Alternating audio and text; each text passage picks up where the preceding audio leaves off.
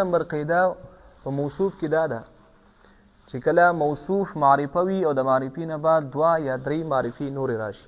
دریم قاعده څنګه ده چې کله موصوف معرفه وا او د معرفي نه بعد کې 2 یا 3 معرفي نور راشي، یا داسې وایي چې یو معرفه ده د معرفي نه بعد کې 2 یا 3 معرفي راشي، نو دا خپل منځ کې موصوف صفت جوړي. لکه ګوره زید العاقل العالم الفاضل، نو زید اولنۍ کلمه ده او دا معرفه ده، معرفه به علم ده، دا غي نه بعد کې بل معرفه راغلی په الف لام سره، دویمه معرفه راغلی په الف لام سره، دریمه معرفه راغلی په الف لام سره.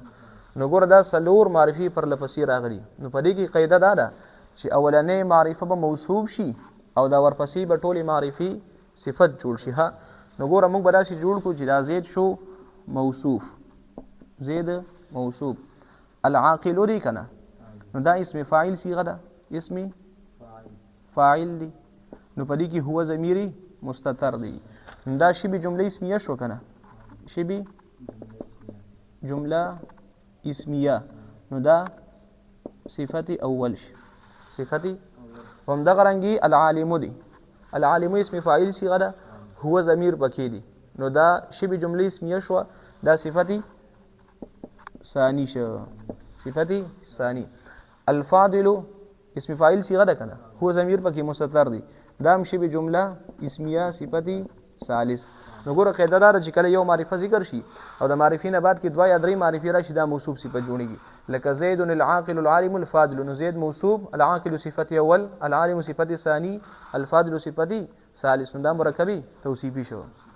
څلورم نمبر قاعده په موصوف کې دا ده چې کله یو اسم معرفه و په عبارت کې یو طالب ته یو معرفه اسم راشي او د معرفي نه بعد کې جار مجرور راشي، سراشي جار مجرور راشي او د جار مجرور نه بعد کې بل کلمه راشي، نو دې کې به ترکیب څنګه کووس؟ نو ګوره قانون داري چې کله معرفه و د معرفي نه بعد کې جار مجرور راغی، د جار مجرور نه بعد کې بل سراشي یو کلمه راشي، نو دا اولنې څه شي معرفه سره د جار مجرور د متعلق پر وباسي او دا به څه جوړ شي؟ موصوف په جوړ شي، څه به جوړ شي؟ او دا بل چې کوم دین څه جوړیږي؟ دا به بیا وروسته خبر جوړیږي. ګوره قاعده دا سره چې دا زید دی، څه شي دی؟ زید، نو دا مونږ جوړ کو موصوف، څه مو جوړ کو؟ موصوف. نو دا من هم دی کنه، نو من حرف جار دی او دا هم ضمیر ولا مجرور دی. نو ګوره جار مجرور خو متعلق واړي کنه، نو چې دا خو په خپل باندې مرکب تام نیوي ښه، دا جار مجرور هم ناقص جمله وي، نو چې دا کله تعلق واړي نو ګوره د جار مجرور لپاره موږ رو باسو ثابتو، الثابتو سمول رو باسو.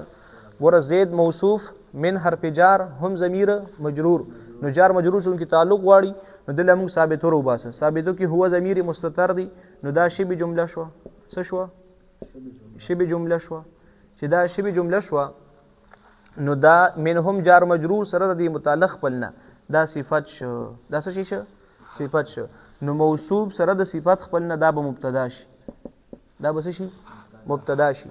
او دا طویلن بروزن کریمون دی کنه، دا څه صيغه ده؟ صفت مشبه صيغه ده، دا صفت مشبه ده، صفت مشبه دي کې هو ضمیر دی، هو ضمیر پکې مستتر دی، نو دا هم شبه جمله شو. نو دا شبه جمله خبر شو، څه شي شو؟ نو مبتدا سره د خبر خپلنا جمله اسمیه جوړه شو.